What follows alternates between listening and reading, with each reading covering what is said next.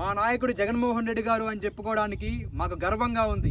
ఎందుకంటే మా నాయకుడు కులం చూడం, మతం చూడం, ప్రాంతం చూడం, వర్గం చూడం, అర్హులైన ప్రతి ఒక్కరికి కూడా సంక్షేమ పథకాలు అమలు చేస్తామని చెప్పడం జరిగింది. చెప్పినట్టుగానే అధికారంలోకి వచ్చిన వెంటనే కూడా 99.9% మేనిఫెస్టోలో పెట్టినవన్నీ కూడా 2019 నుంచి 2024 లోపల జగన్మోహన్ రెడ్డి గారు సంక్షేమ పథకాలు అందరికీ అమలు చేశాడు. అదే ప్రజెంటు నారా చంద్రబాబు నాయుడు గారు ఎలా ఉన్నాడంటే కేవలం వాళ్ళ కార్యకర్తలకు మాత్రమే మంచి చేస్తామని చెప్తూ ఉన్నాడు. వైఎస్ఆర్సీపీకి సంబంధించిన వ్యక్తులకి, వైసీపీకి ఓట్లు వేసిన వాళ్ళకి ఎవరికి మంచి చేయొద్దు అని చెప్పి ఓపెన్ స్టేట్మెంట్ చెప్తూ ఉన్నాడు. ఇలాంటి వ్యక్తి, ఇంత నీచమైన రాజకీయ నాయకుడిని నేను ఎక్కడ చూస్తున్నాడు?